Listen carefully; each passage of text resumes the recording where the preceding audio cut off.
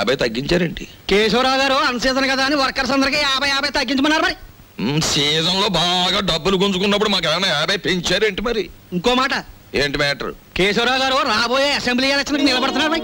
అసెంబ్లీకా? ఆయన చేబాట్లు తప్ప ఓట్లు పడతాయా? మాట్లాడనవసరం. ఇదిగో రేవుకి పాంప్లెట్లు పంచిపెట్టమని 40,000 పంపించారు. నువ్వే పంచి పెట్టాలి. మరి 40,000 నేనే పంచాలా? పంచుతాను. ఏది ఏమైనా సరే ఈ రోజు బాకీ వసూలు చేసి ఇక్కడి నుంచి కదలాల్సింది. ఇవాళ జీతాల రోజు అండి. ఇవాళ తప్పితే మళ్ళీ 4 రోజుల దాకా వాడు దొరికినా ప్రయోజనం ఉండదు. ఓసుకో ఎవరు రాజా మెట్టు దిగారా మటలు అయిపోతాయి. ఇది కేశవరావు గారు ఆఫీసు. ఇట్ల మూర్తి మా ఆఫీసులో ఉన్నప్పుడు మా మనిషి, బయటకు వచ్చిన తర్వాత మేస్తో వచ్చినట్టు చేసుకోండి. అడుగు ముందు కేసారా మటలు అయిపోతాయి అంతే. ముందు నువ్వు ఇక్కడే ఉండు. ఏమిటి అరుపులు కేకలను? ఆగండి, మీరు వెళ్ళండి చెప్తాను. మనం అనుకున్నట్టు 40,000 రెడీ చేయండి. నా ఇదిగో ఇలా రండి. ఏమిటయ్యా ఈ అల్లరి ఆర్పాటమును? ఇదిగో నా జీతం 400. మీ బాకీ తీరిపోయినట్టేనా? మీ వడ్డీలు తీరిపోయినట్టేనా? ఎందుకు వచ్చిందండి? నేను కేశవరావు గారితో దెబ్బలాడి లాంగ్ టర్మ్ ఫీజు కింద 40,000 రూపాయలు తీసుకుని నేను అనగా ఆఫీసులో ఇచ్చాను. మీరు వస్తే ఇచ్చేమని. అయ్యి బాబు నిజమే. అబద్ధం ఆడవలసిన గర్భ నాకేం వచ్చిందయ్యా? ఇదిగో రాములు గారు 40,000 రెడీగా ఉందా? మన వాళ్ళు వస్తున్నారు, ఇచ్చేయండి, పని చేసుకుంటారు. పొరపాటు అయిపోయింది బాబు. నీ జీతం నువ్వే ఉంచుకోవాలి బాబు. ఇదిగో మన మధ్య బాకీలు తీర్చేస్తున్నాం కదా, రుణానుబంధం తీరిపోయింది అనుకోవద్దు. ఈ బంధం ఇలాగే 10 కాలాల పాటు కొనసాగాలి. ఈ శుభ సందర్భంలో మీరు చెరువు 100 ఇస్తే అలాగే. చూడు ఇందా కోపడ్డామని ఏమీ అనుకోకు. ఆ ఇష్టమూర్తి గారు చెప్పి 40,000 ఇచ్చేస్తే మేము వెళ్ళిపోతాం. అలాగే. ఇది పెద్దాపురం రేవులో పంచిపెట్టు, ఇది తాటిపాక రేవులో పంచిపెట్టు, ఇది మండపేట రేవులో పంచిపెట్టు, ఇది వేల్పూర్ రేవులో పంచిపెట్టు. ఈ బాగా పంచితే రేపు మళ్ళీ ఇస్తాం. ఏ లక్షణ పాంప్లెట్లు కంప్లైంట్లు వస్తున్నాయిట్రా? అవును వస్తున్నాయండి. ఏమైందమ్మా?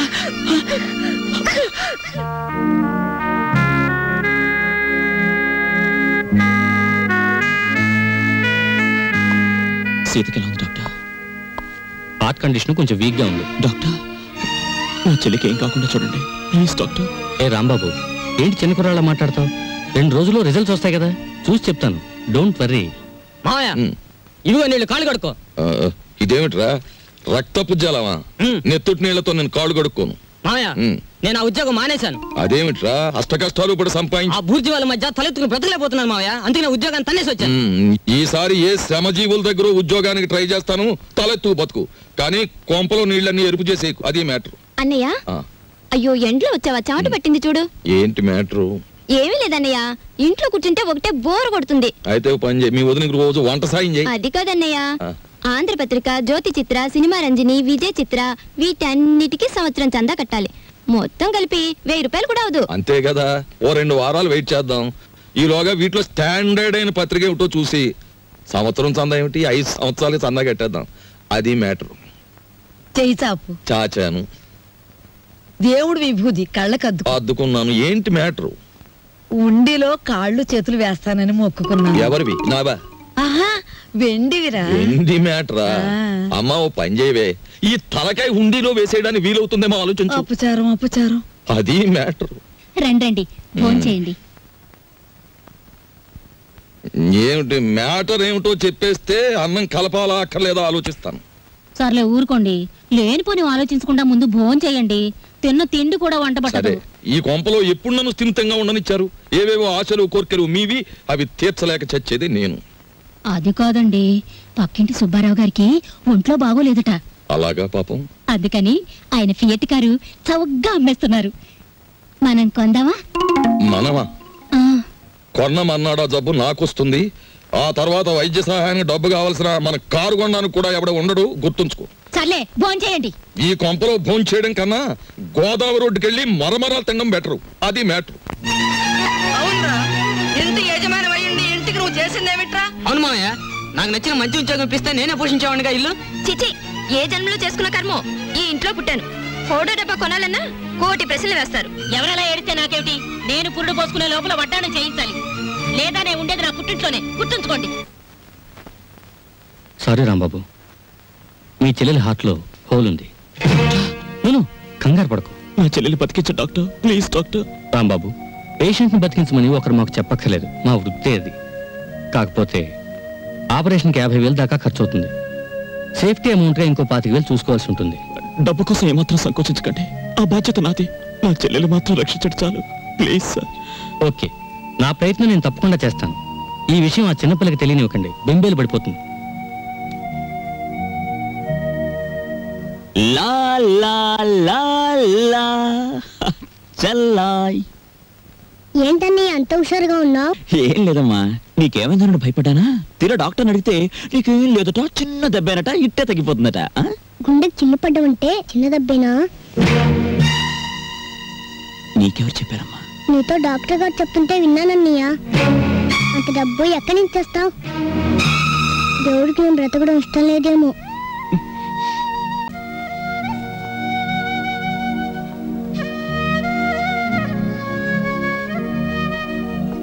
సిగరెట్ తేడా పెట్టావు. తీవ్రమైన ఆలోచనలో ఉన్నట్టున్నావు. ఆలోచించు, బాగా ఆలోచించు. ఏదైనా మంచి ఆలోచన వస్తే నాకు చెప్పు. నీకు నేను చెప్పడమా? అయినా నీకేం కష్టాలు వచ్చి ఆలోచించడానికి? అక్కడే ఉంది మ్యాటరు. ఈ ప్రపంచంలో ప్రతి ఒక్కడూ తానేమో ఒక జీసస్ క్రైస్ట్ లాగా కష్టాల సిలువను తాను ఒక్కడే మోస్తున్నట్టు అనుకుంటాడు. ఎదటివాడు సుఖపడిపోతున్నాడని ఫీల్ అవుతాడు. ఈ ప్రపంచంలో ధనవంతుల ఆలోచనలు రకరకాలుగా ఉంటాయి, కానీ దరిద్రుడి ఆలోచన మాత్రం ఒకదానికోసమే, ధనం కోసం. అవును, డబ్బు లేకపోతే నా చెల్లెలు బతకదు. ఎక్కడి నుంచి తేవడం? 50,000. ఏమైంది చెల్లికి? సీతకి గుండె జబ్బు. వెంటనే ఆపరేషన్ చేయాలి. 50,000 పైనే ఖర్చు అవుతుంది. 50,000 కాకపోతే ₹1,00,000 తెస్తాం. ఎక్కడి నుంచి? ఎక్కడి నుంచి తెస్తాం? మనం జీవితాంతం కష్టపడ్డా 50,000 సంపాదించలేం. నువ్వు జీవితాంతం సంపాదించే వరకు నీ చెల్లి జీవించి ఉండదు. వీలైనంత వెంటనే డబ్బు సంపాదించాలి, చెల్లెల్ని రక్షించుకోవాలి. ఏదైనా అడ్డదారి తొక్కైనా సరే. అంటే ఏముంది, మన చేతిలో ఉన్న గేలాన్ని పక్కన పెట్టి పక్కవాడి వల విసిరి చేపలు పట్టేడు. వద్దు బాబాయ్, బతకలేకపోతే ఆత్మహత్యన చేసుకోవచ్చు, కానీ అడ్డదారి తొక్కి బతకడం నాకు ఇష్టం లేదు. అంటే నీ నీతి కోసం ఆ పసిదాని ప్రాణాలు బలిపెట్టేస్తావా? చెల్లెలి ప్రాణం బలిపెట్టలేను, అలానే ఆత్మవంచన చేసుకోలేను. పోస్ట్ గ్రాడ్యుయేట్ అయి ఉండి రికమెండేషన్ లేక, లంచం ఇచ్చుకోలేక హోటల్ సర్వర్ గా బతుకుతున్నావు. అది ఆత్మవంచన కాదా? నీ ఆత్మ నడి బజార్లో వేలం వేస్తే 10 పైసలు ఖరీదు చేస్తుందా? ఆత్మను అమ్ముకున్న వాళ్ళు అందలాలు ఎక్కుతున్నారు, దాన్ని నమ్ముకున్న వాళ్ళు అడుక్కు తింటున్నారు. సరే, మనలాంటి మధ్య తరగతి వాళ్ళ ఆత్మ ఏనాడో దివాలా తీసింది. సరే, ఆ మ్యాటర్ అలా ఉంచు. నేను ఛాలెంజ్ చేసి అడుగుతున్నాను. ఒక వారం రోజుల్లోగా ఆపరేషన్ కావలసిన డబ్బును సంపాదించి తీసుకురాగలిగితే ఈ లోకంలో ఇంకా న్యాయం మిగిలి ఉంది అని నేను అంగీకరిస్తాను. నీకు, ఈ లోకానికి నా 2 చేతులు ఎత్తి నమస్కరిస్తాను. కాదంటావా? నీ 2 చేతులు కట్టిపడేసి నా దారిలో తీసుకెడతాను. ఆ పసిబిడ్డ మాత్రం చావడానికి వీల్లేదు. అది మ్యాటర్. ఏమిటయ్యా, నీ చెల్లెలకు అనారోగ్యం చేస్తే దాన్ని బాగు చెయ్యాలనేసుకోవటమే. నీ స్థానం ఏమిటో ఆలోచించుకోకర్లా. డబ్బు కోసం మా మీద పడితే ఎట్లా? నేను ఒక చోట 15,000 దాచుకున్నాను సార్. మీరు 10,000 సాయం చేయండి. ఏమిటి, ఇక్కడ నేను డబ్బులు పాత్ర వేసి కూర్చోలేదు. ఇంత చిన్న వయసులో దానికి గుండె దెబ్బ వచ్చిందంటే అది దాని పూర్వజన్మ కర్మ. ఎవడేం బాగు చేయలేడు. ఆపరేషన్ నాడు వచ్చి కనిపించు, అందిస్తా. అలాగా? అవును సార్, నేను మీ దగ్గర దాచుకున్న 15,000 ఇస్తే కొంచెం ఊపిరి సలుపుకున్నట్టు ఉంటుంది. అది కాక ఇంకో 10,000 ఇస్తే నేను నోట్ రాసిస్తాను. కొత్త అప్పు సంగతి అలా ఉంచవయ్యా. నీకు ఇవ్వాల్సిన డబ్బు ఇవ్వడానికే నా దగ్గర క్యాష్ లేదు. ఇలాంటివి 3 నెలల ముందు చెప్పాలయ్యా. అసలే బిజినెస్ లాస్ లో ఉంది. 6 నెలలు పోయిన తర్వాత ఇస్తాలే. లేదు సార్, వారం రోజుల్లో కావాలి. ఏమిటయ్యా పెద్ద జబర్దస్త్ చేస్తున్నావు? అసలు నువ్వు నాకు డబ్బే ఇవ్వలేదంటాను. ఏం చేస్తావు? నేను నీకు డబ్బు ఇవ్వలేదు. చెప్పరా చెప్పరా రాస్కల్, లేకపోతే నేను చంపేస్తాను. చెప్పు. మా ఫైనాన్స్ ఎవరో తెలుసా? కేశవరావు గారు. ఒక్క ఫోన్ చేశారంటే సెంట్రల్ జైలు పెట్టి చేస్తా, జాగ్రత్త. నేను జైలుకెళ్తే నా చెల్లెల్ని ఎవరు కాపాడతారు?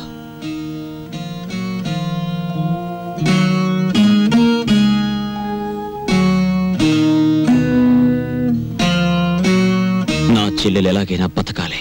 మరి నీ ఆత్మ సంగతి? అది నా చెల్లెల్ని బతికించలేదని తేలిపోయింది. నువ్వేది చెప్తే చేయడానికి సిద్ధంగా ఉన్నాను.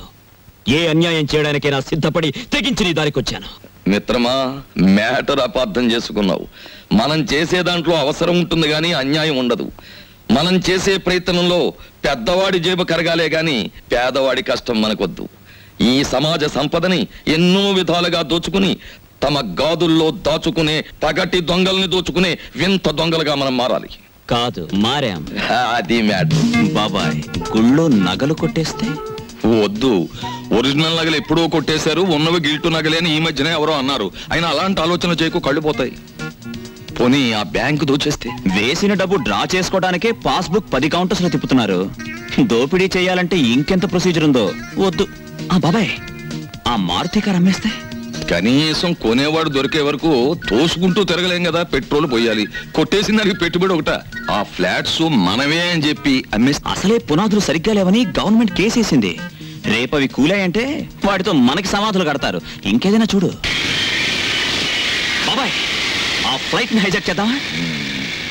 కిట్టుబాటు అయ్యే మ్యాటర్ గానీ జరిగే వ్యవహారం గానీ ఏమీ బుర్రకు తట్టడం లేదు. ఇప్పుడు అర్థమైంది వెధవ పనులు చేయడానికి కూడా చాలా తెలివితేటలు ఉండాలని. ఒక పని ఏమిటి? ఎవరినైనా కిడ్నాప్ కానీ ఇదేదో కిట్టుబాటు అయ్యే మ్యాటర్ లా ఉందే. కానీ ఎవరిని కిడ్నాప్ చేయాలి? ఆవిడ చేద్దామా? దాన్న దీని పేరు ఎప్పుడు వదులుతుందా, రెండో పెళ్లి ఎప్పుడు చేసుకుందామా అని ఎదురు చూస్తున్నారు. దాని మొగుడు వద్దు, ఎవరిని పెడతాను కిడ్నాప్ చేయకూడదు. బాగా డబ్బున్న వాళ్ళ ఇంట్లో అమ్మాయి, అందమైన అమ్మాయిని చూసి కిడ్నాప్ చేయాలి. అయితే ముహూర్తం పెట్టు.